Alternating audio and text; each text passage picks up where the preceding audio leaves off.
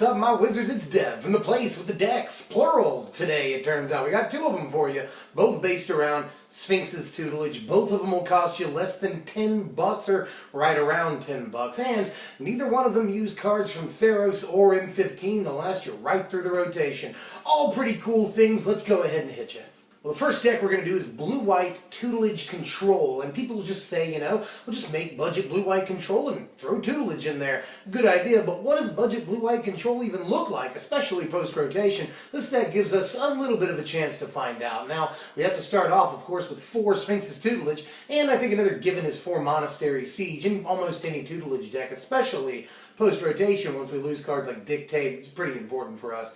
But gotta have Monastery Siege. Of course, we'll never use the one ability, but we'll always use the draw a card, discard a card ability. It's very, very good, accelerates us a lot. Card selection is important against pretty much everything in the format, so I think it is a given that we play that. Now, obviously, Sphinx's tutelage is the namesake of the deck. We're playing 4 copies. On to the counterspell suite. We're playing a total of 8 counterspells in the deck, 4 of which, because we don't know what's going to be in Battle for Zendikar, have to be cancel. A hard counter for just 3 mana, that's pretty much where we want to be.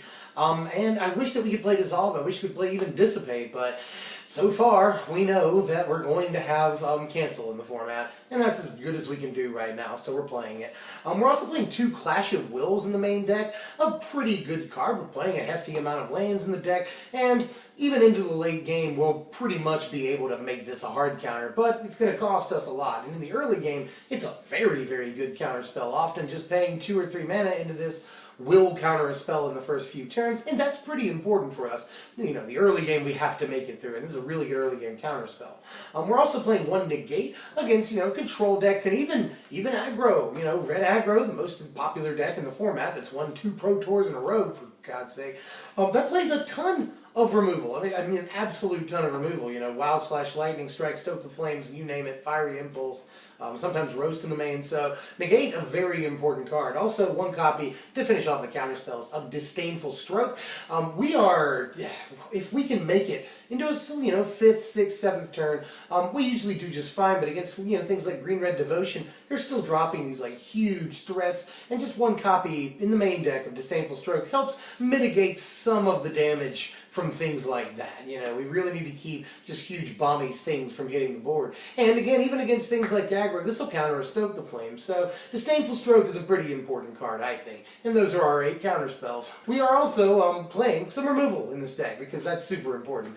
In the sort of Turbo Fog green-blue thing, we just mostly play a lot of spells that negate their entire combat step. We don't really have the luxury of doing that in this deck. We have to actually remove creatures. So what are the best sort of white removal things that we'll have after the rotation? Well, here's what removal we do have. 2 copies of Swift Reckoning. We're playing an awful lot of instants and sorceries in the deck. They'll be able to fill our graveyard fairly quickly, and Swift Reckoning is an all-star in the removal category. It just removes everything that we care about, except for Stormbreath Dragon, but that's only going to be around for another 6 weeks, so whatever. Swift Reckoning is really good, even when you don't have the mastery on it, but you don't have to worry about that very often, especially after, 4th, 5th turn, you will have it, so yes. Also playing, we're two copies of Celestial Flare. Celestial Flare, very, very good. We will get the 2 white most of the time. We're playing a hefty amount of white sources, mostly so we can get to end Hostilities, this card, by the 5th turn, because we absolutely have to get there. If we can just get on the other side of an end Hostilities, we increase our chance of winning the game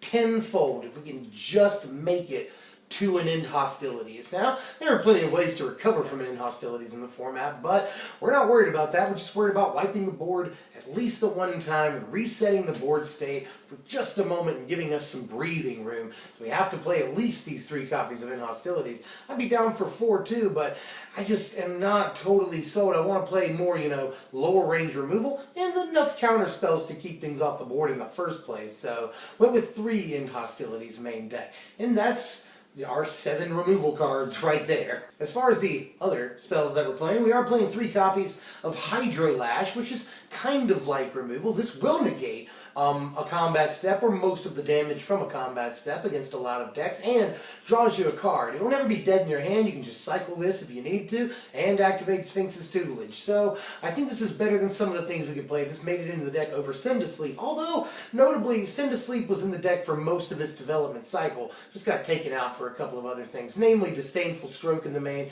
and it's another Celestial Flare, which I felt like that was important. But Hydrolash is still a good card, even against stuff that we don't need to play it against, because it will always, at the very least, cycle. And at the very most, it'll just, hose their whole team for like new Jace's +1, which is pretty good.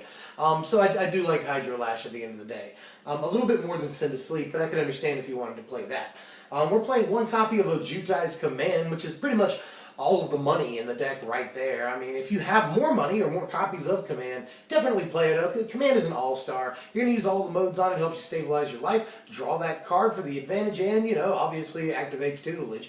You're going to counter, you're going to use that mode kind of a lot too. So just everything the card does is very, very good, and if you have more copies, totally play them because they're very important. Also, 3 copies of Treasure Cruise, another very important card in the deck. Oftentimes, too, you're not that worried about overpaying for this, it turns out, but you will play it for just the 1, sometimes 2 mana very, very often as well. And this is at least 6 cards milled with Sphinx's Tutelage, sometimes more than that, very often more than that against some decks.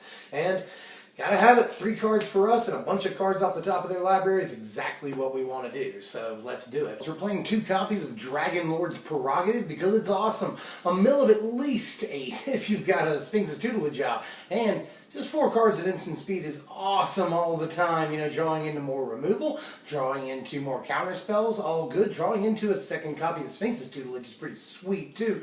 Even a second Monastery Siege. I mean, 4 cards is an awful lot of cards. And this only gets better when you have Tutelage out. A couple of Tutelages is also pretty effing sweet. So, really want to play at least these 2 copies of Prerogative. At instant speed especially, this is a very nice card.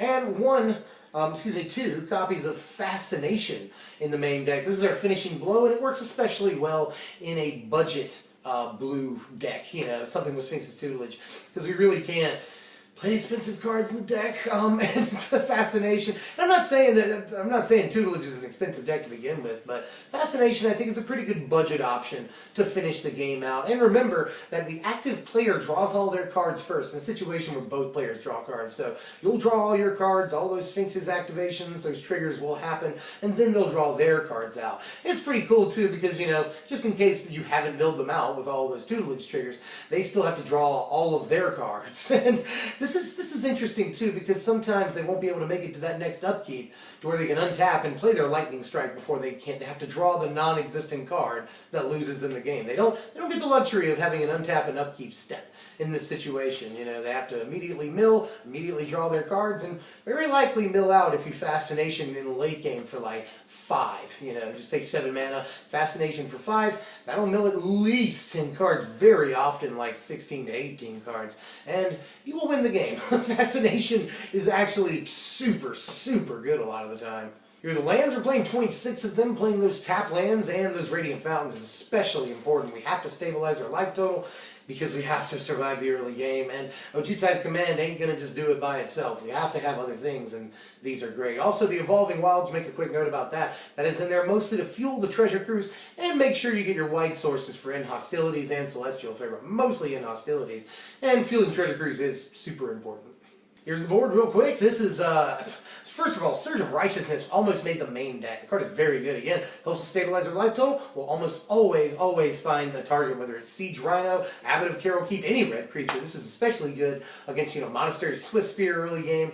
I really, really like Surge of Righteousness, and it could have made it in the main deck. I could say the same thing about Encase in Ice. I wanted to play Silk Wrap, for instance, but those just didn't have all the synergy that I wanted them to have with Swift Reckoning, which is a very powerful card, regardless of whether it has Mastery, but just becomes way better if it does have Mastery. So I wanted to have as much synergy with those as possible, didn't play so many main deck enchantments, especially considering we're already playing 8 main deck enchantments. We don't have all the slots for that nonsense. So, but I can understand if you wanted to play Silk Rat main deck. I would get that. Here's the power rankings real quickly before I move on to the other deck. A grand score, final score of 48, which is, fairly low, but again, this is a budget deck. It's mostly fun, but there are times where Sphinx's Tutelage just goes off the rails and mills a billion cards, all in just a few activations. I mean, there are times where you don't hit a land, and they're playing mono red. So you just, 2 activations of Tutelage, 2 triggers of Tutelage, and you're just milling like 12 to 14 cards. Totally happens a lot, and it just wins out of nowhere a lot of the time. I mean, it's a clock in a lot of ways. And it is traditional blue-white control, and like I said, the big part about this deck is getting on the other end of an end hostilities. If we can just get to the other side of an end hostilities, clear the board once, then we have a very, very much higher chance of winning the game. Now, that was a control deck. Let's move on to an aggro deck, sort of-ish, yeah, aggro-y. I call it Tutelage, which is a dumb name, but it's kind of funny, at least to me. This deck actually plays creatures and has Sphinx's tutelage. Imagine that. You don't see that every day. First, let's do the creatures first, actually. I'm really excited about this. You don't see this kind of deck every day. I think it's a new perspective, at least. Toot my own horn for a second. But anyway, here's what we're doing. We're playing 16 creatures in the deck, 4 copies of Jeskai Sage to start things off, a pretty important card. The prowess is really, really good on the card, and obviously when it dies, it triggers Sphinx's tutelage and replaces itself, which is really, really good. We're playing 4 copies of Jeskai Elder and 4 copies of Jessian Thief. I put them up at the same time because and we're, you know, they do virtually the same thing, very similar things at least. Creatures that hit for draw a card are awesome. I mean, not only do they do their damage, not only do they both have prowess, but they will activate Sphinx's tutelage, which is really good. Now, we're not just looking to mill them out all the time with Sphinx's tutelage either. This also mills through removal and stuff like that they're looking to get, you know. All the burn, hero's downfall, languish, you know, any sort of thing that they can get to remove our dudes and help stabilize in some mid-range and control decks. We can just mill that right out of their library, take that chance away from them. So that's pretty cool. That's desirable for an aggro deck. We're also playing 2 copies of Zephyr Scribe here. Zephyr Scribe is a super important card, it turns out. Zephyr Scribe, I want there really to be more copies of this, and I could see that. But really consistent. Not only does it, you know, great card selection, very good card selection. We can often untap it more than just the one time in a turn, especially later on in the game. But every activation, again, triggers Sphinx's tutelage. I mean, we can more effectively do it once a turn. And this is sort of like another Monastery Siege for us. Very good card, it turns out. And finally, with the creatures, I wanted to slip this in at the end. I could have just put it in with Jeskai Sage, but we're also doing 2 copies of Palace Familiar in the deck. It just doesn't have prowess, so I didn't put it with the other creatures. But in any case, a lot like Jeskai Sage, functions as a very early game, you know, blocker, which is really good, trades with a Thopter for what it's worth, but also blocks big flyers, which is cool. We need to make it to the late game. This helps us do that, replaces itself when it does die. You'll see that all the creatures in the deck draw us cards some way or another, and triggers Sphinx's tutelage, so I do want to play at least the 2 copies of Familiar. I didn't play Fairy Miscreants. There was a playset in here for most of the development cycle, but ended up just not really being what I wanted it to be. It's a good early game blocker, yes, but you often don't draw the card off of it, you know? It's few and far between, or too few for me at least, to draw the card, and even fewer and farther to draw to trigger Sphinx's tutelage. I really want Sphinx's Revelation back. That would just be amazing. A lot of players would hate that though, right? But anyway, Fairy Miscreants just wasn't exactly where I wanted to be in the deck, so I just increased the copies of Thief and Elder, which are just all-stars in this thing. We are playing 4 copies of Sphinx's tutelage and 4 copies of Monastery Siege, you know, the same thing. I think that those both are a given in the deck, and we might even use the other thing on Monastery Siege in this deck. It's even more versatile in this thing, so I do want to play the 4 copies again of said card. As far as the regular spells, the other spells in the deck, we're playing 4 copies of Disperse, sort of the only real removal available to us, you know. Disperse is really good in that it can hit things other than creatures, that's cool, and can clear the board so that we can just draw cards, and sort of works as a tempo card for us, which is really, really good. And it's the only actual removal we can play in this like mono blue deck, besides like Force Away, but Force Away doesn't actually work half the time. Our creatures don't get to 4 power like hardly ever, even when they do prowess, so I didn't really want to play Force Away. We're also playing 2 Send to Sleep, another sort of removal element. This is really, really good in this deck too. You know, we're playing an awful lot of instants or sorceries. Notice we're playing Send to Sleep instead of Hydrolash in this deck because it just makes so much more sense in this deck. You know, we can negate 2 of their attack steps with their biggest creatures, sometimes their only creatures, and get our dudes through not only for damage and prowess damage on top of that, but also to draw cards whether we're triggering tutelage or not. not. It's still good, you know. Draw us into more dudes that'll draw cards when they hit, or draw us into removal, or draw us into treasure cruise, whatever, or another Sphinx's Tutelage. 2 on the board is just dope. It's freaking ridiculous. So, you know, I do think that, you know, we do want to play Send to Sleep in this deck, absolutely. We're also playing 4 copies of Stratus Walk in the deck now. 2 of the creatures fly, sure, Palace familiar, but doesn't matter. I mean, if we can put this on, say, a Jessian Thief or an Elder, blah, blah, you know, it doesn't win us the game outright or anything, but it does draw us a card replacing itself in our hands. Triggers Sphinx's Tutelage if you have that out, and makes those creatures tougher to block so that you can draw even more cards. I don't see any reason not to play Stratus Walk. It was recently reprinted, and I rejoiced. So, do want to play the Walk in this deck. And to finish it off, we're playing 2 Treasure Cruise in the main deck here. You know, Treasure Cruise, draw 3 cards, a lot of time for 1 mana. I mean, this is the only thing in the deck that we need to, you know, this isn't the kind of thing where we have like Swift Reckoning like the last deck and we have to sort of worry about it being at odds with Treasure Cruise. No, we can just cruise away in this deck and not have to worry about it, you know. Just get rid of all the cards in our graveyard, we do not care about them, and cruise for 1, you know. 3 cards is very, very good, again, regardless of whether we're triggering Tutelage or not. We can just play more creatures off of it. I do like the card one way or the other. I mean, 3 cards for 1 90% of the time. Let's play Treasure Cruise. Here are the lands very quickly. We do want to play Radiant Fountains, and since we're not playing any 1-drops, I could totally understand playing some sort of 2-mana tap land just to make sure your life stays high for most of the game, because it's very important, especially against these super aggressive decks that we see in the format. And here's the board. You know what's really good in this board? Sidisi's Faithful, especially considering we're playing Jeskai Sage and Palace Familiar in the deck, both of which exploit super well to Sidisi's Faithful, and then we can just like clog up the board with a 0/4 butt and block, you know, aggro creatures. So Sidisi's Faithful comes in a lot from the sideboard and interacts well with some of the stuff we're already playing in the main deck. And here are the power rankings. Final score of 47, just 1 point behind its blue-eyed brother. Yeah, both of these are below 50. I understand that, but at least this deck too, I think is a good jumping off point, especially post-rotation, depending on what we get. I mean, this is an interesting idea, at least. I had a whole lot of fun testing this deck, and it has won some games, but didn't do, you know, the best against some of the heavy hitters in the format, but I wouldn't expect it to. I mean, Cuneo built the blue-red turbo mill deck, and that thing is a beast, and it just really couldn't survive Pro Tour Magic Origins at all. So something like this, a budget blue-white deck up against, you know, Pro Tour champion red aggro, it has a lot of problems that it has to overcome.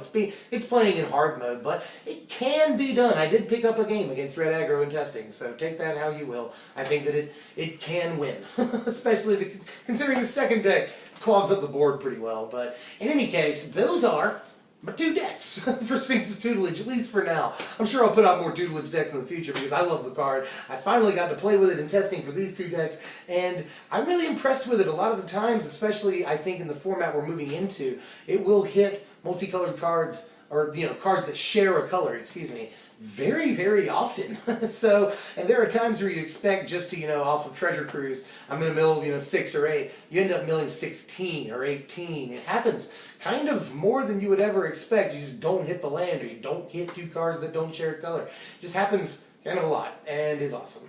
So, that's my take on it. Let me know what you think and what you'd like to see next. Here's what I'm definitely doing next, and why I sort of went ahead and did Tutelage first and didn't do Alesha yet, because I need your help with Alesha. I need all of your help with Alesha. I have currently 3 ideas on the table for Alesha. I want to know which one you like the most. We can either do Mardu Alesha, just a very focused, concentrated sort of almost Mardu Warriors deck, but not quite Warriors focused. You know, it's got an mtgo Husk in it, and you can take advantage of a few different things. But pretty focused Mardu deck with Alesha and mostly creatures. Or I can do Jund Alesha with Collected Company, mostly just to take advantage of the power of that 1 card. Or even on top of that, I can do 4-color Alesha that plays Collected Company and no other green cards. Perhaps Dim Protector, but not really what you want to hit with Alesha, you know what I mean? Or Collected Company, for that matter. This really doesn't have the best synergy with either of those cards. So I was thinking 4-color Alesha with just Collected Company as your only green card. But let me know how you feel about those 3 decks, and I will put out one of them before, you know, a few days is up. I'm testing with a couple of different versions of the deck, but I want Alesha to be competitive, and so far I think the Mardu deck is probably the most competitive one. Although I don't want want to downplay the power of collected company. The card is very, very good. But in any case, that's how I feel.